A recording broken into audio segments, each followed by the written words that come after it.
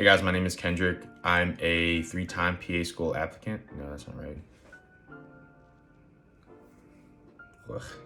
Hey guys, my name is Kendrick. I'm a low GPA PA School applicant. I've applied to PA School 3 times, and I can finally say that I will be going to PA School.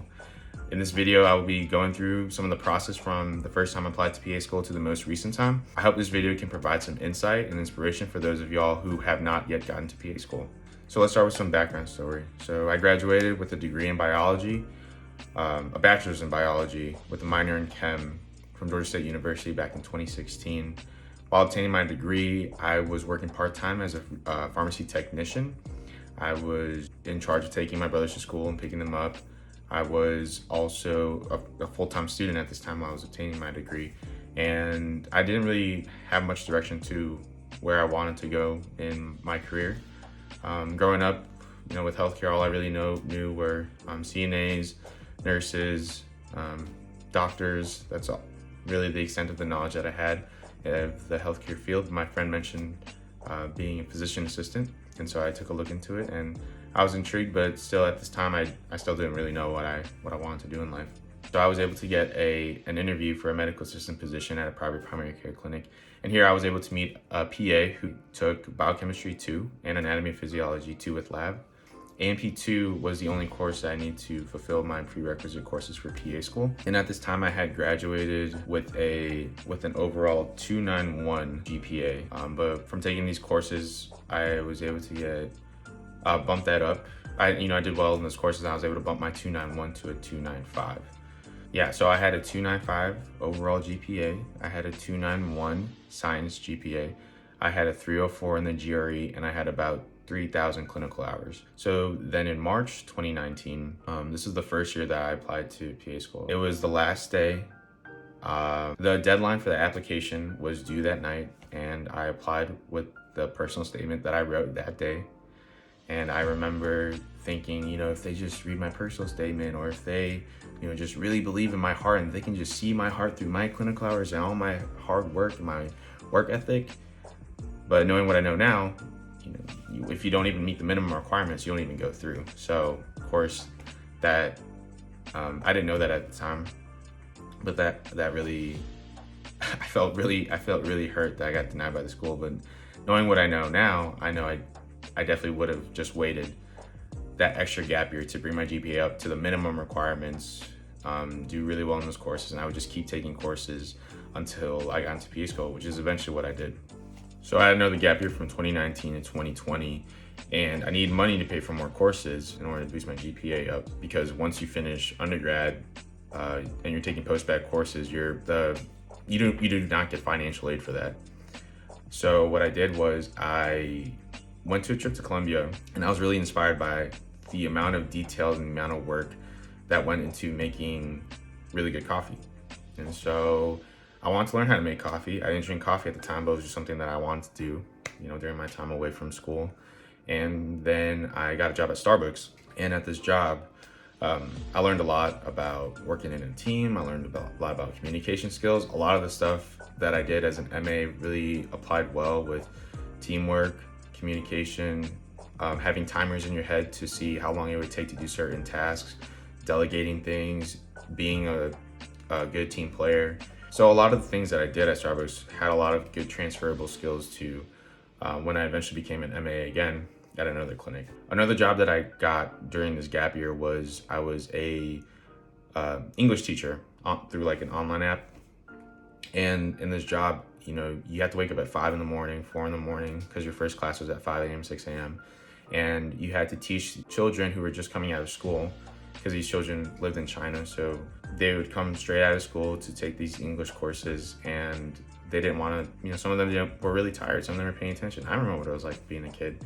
And so having to find different ways to keep children motivated and interactive during a study session was a battle, but it was really a lot of fun to have to do that. And that was something that I took with me when I was an MA again in the future, having to learn to put myself in the perspective of a child and making sure that the experience that they had when they came to the clinic wasn't a bad one. I wanted to make it so that the children would come into a healthcare setting not having negative emotions or thoughts, and anything I could do to make them happy or make it more less scary, more enjoyable. That's what my goal was.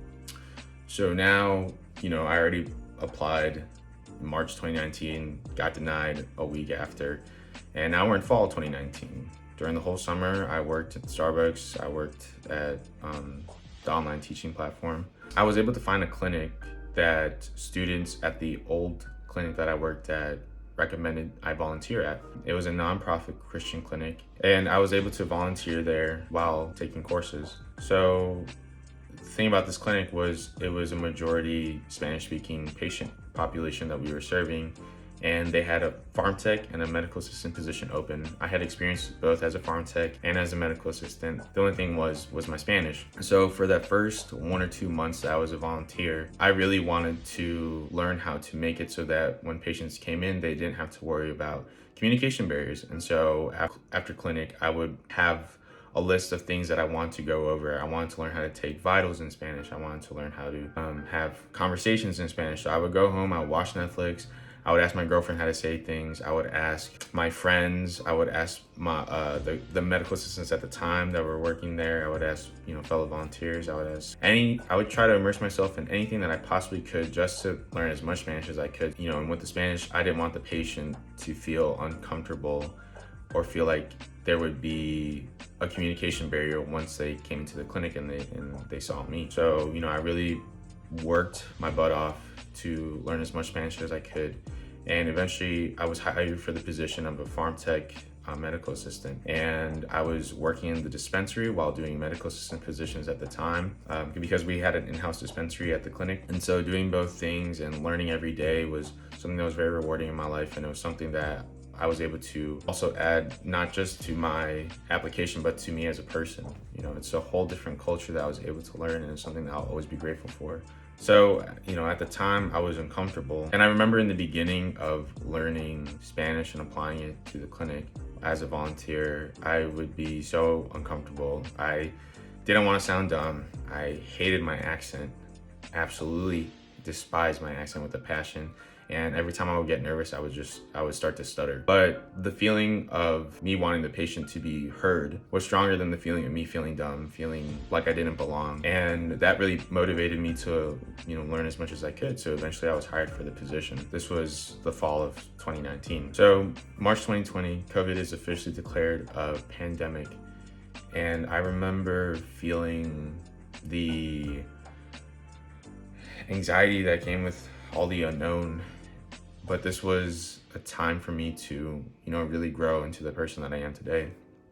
So I remember I told myself that I didn't need to wait to feel rested, to be positive. I didn't need to feel comfortable in order to, be who I felt like I was.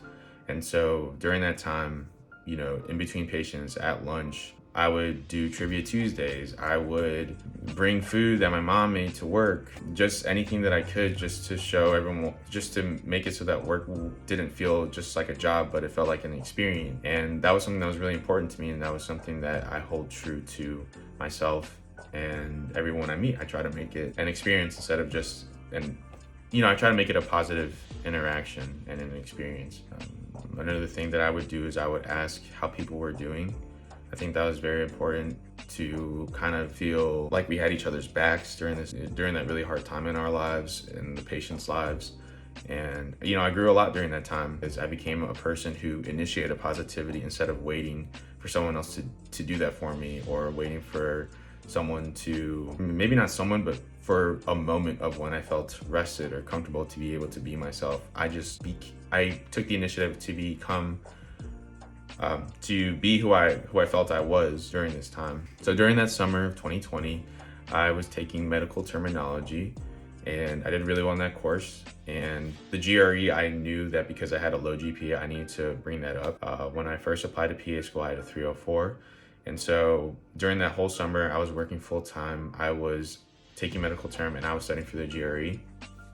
Did well in my medical term course, and then with the GRE, I went from a 304 to a 313. I was shooting for a 310, but when you are dedicated to the work that you're putting in, you're doing it every day consistently. Every day I had everything scheduled down to the littlest details During my exam, I remember I would do these practice tests, and in these practice tests, I would look at how much water I drank, or if I felt thirsty at certain times after a certain amount of time passed, I would look at how I was breathing. If I ever felt overwhelmed or uncomfortable, what I would do to kind of overcome that. And so when test time came, I remember the people that were mowing, doing the yard work, they were trimming the bushes right by my window. But I had already practiced being focused and learning how to overcome these feelings of uncomfortability that I was, they could have, my window could have been open and, the bush trims could have been flying my window and I still would have been ready to take that test. So I got a 313 and I applied for the second time. So now my overall GPA is a 3.04. My overall science is a 3.01. And my post-bac science GPA is a 3.81. Also during this time, I did things that I didn't think I would be interested in. I got really into mechanical keyboards. I got into chess. I got into jump roping. I'm trying to think of other things. I tried to pick up French. That's pretty much it. And so now we are in the fall of 2020. So now I'll be applying to the second cycle, 2020-2021 cycle. And I applied to 10 schools. I had two interviews, and on those two interviews, I had two wait lists that I did not get off of.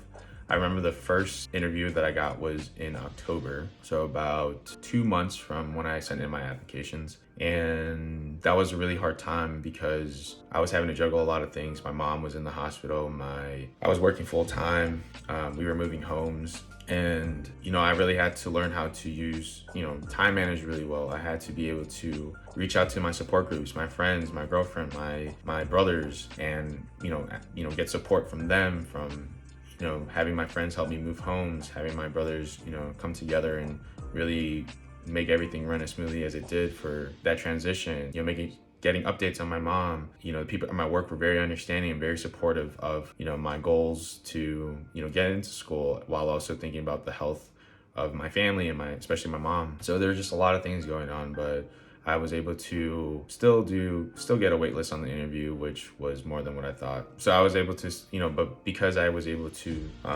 have such a great support group, I was able to really be open with myself and be honest about, the reality of things that I could control and things that I couldn't. I was able to do the interview and I got on the wait list, which, I didn't get denied, I didn't get rejected. Wait list for me was great. My mom went to the hospital, but she's perfectly fine now. She's healthier, better than ever. And back in March 2021, I had my second interview and my dog passed away. But again, it was just another thing that I had to deal with, to overcome. It was really hard, but again, just understanding what I could control and what I couldn't control. There are only certain amount of things that you can. So, I just did my best. Got waitlisted at that school, and that was okay too. I was really hoping I get taken off the wait list for those two schools, and I didn't get taken off. So now we're in August of 2021. The cycle has already been open. This is for the 2021-2022 cycle. So now we're August 2021. I have not started my application. I felt so defeated from not getting taken off the wait list. I doubted myself a lot. I didn't feel like I belonged to even apply. I felt like everything that I was doing in life was just everything else that everyone was very similar to what everyone else was doing, and there was nothing special about myself. So I remember one of my friends called me, and I parked at this parking lot at this coffee shop, and she was pretty much just telling me, she was pretty much giving me a reality check. And this is something that I want to let you guys know, is that how important it is to have people you surround yourself with that will push you even when you don't feel like getting up, even when you feel like you don't belong and you can't do things as well as you actually can. But that conversation got me back on the horse. I started doing my applications, and I started reaching out to even more friends from all the relationships that I was able to build up through the years. I had friends kind of help me with giving me advice on how to, change up my resume to make it look more professional and more detailed because what I had wasn't great. I had friends who were PAs or who had been accepted into PA school kind of look over my application to see what I was missing and how I should have been wording things, giving me great advice that I also found on YouTube videos, which I looked into as well. And I had my friends who just really supported me and were they didn't just tell me that I was really good at this or this or this. They broke it down and said, you've done this.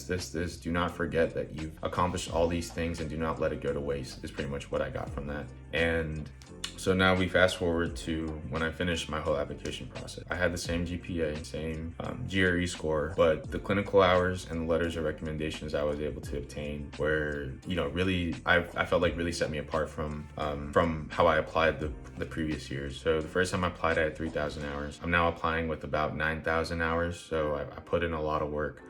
I was able to shadow an urgent care PA, so I got a great experience from that. I got different insight because all I knew was primary care, kind of family med experience, but seeing an urgent care setting was great insight for me because I was able to see a different part of healthcare that I wouldn't have gotten had I not shadowed PA. And I also put in a lot more time into my personal statement. The first one I did took me that night to do, and it was terrible. The second one I did was a bit better, took me some months, but I would work on it for a week, take a break, work on it for another week, take a break. But with this personal statement, it was just straight, 1 to 2 months, consistent work every day, meeting up with editors, meeting up with people who would give me feedback on my personal statement, at least once every other week.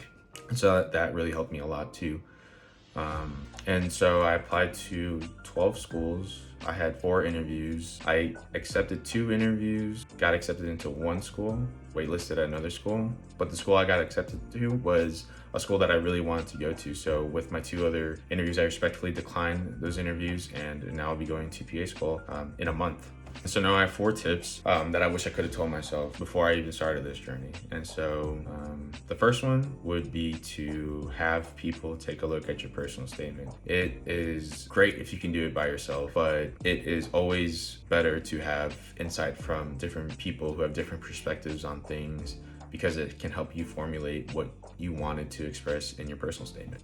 The second piece of advice is to find support in your friends, your mentors, the people that you see every day. Those relationships that you build will be so important for your mental health and your emotional health. And you want to make sure that you surround yourself with people who really motivate you and inspire you to do great things in your life.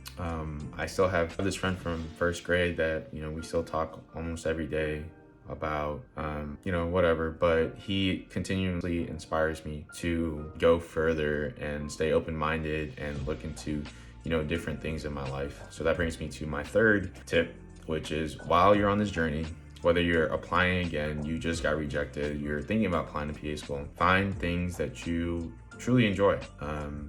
Like I mentioned before, I got into mechanical keyboards, I got into chess, I got into video games. I met friends who liked anime. I picked up soccer from my high school friends. I still really enjoy basketball.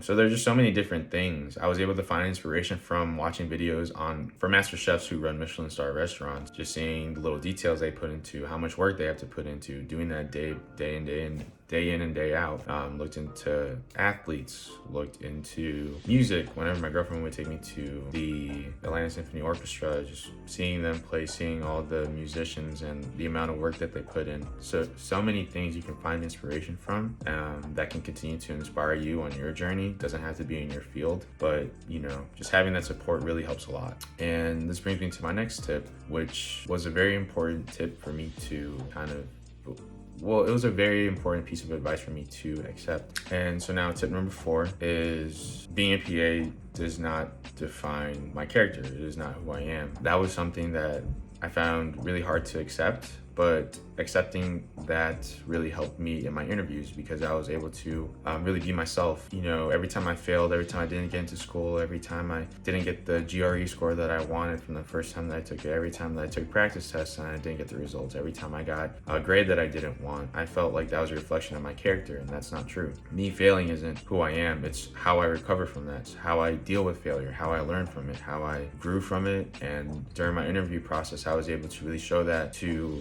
to the people that were interviewing me, because I was able to accept that and show that to myself. And whether you're applying to PA school again, whether you're thinking about going on this journey, just understand that there's so much more to life than your career. And the amount of things that you do outside of that, outside of the clinic hours, outside of the study, is really great, because you're able to bring those experiences into your practice. And that's something that I plan to do once I become a PA. So thanks again for watching my video. I hope that you guys share this with whoever you feel like needs this insight or inspiration, and I will see you all next time. Done.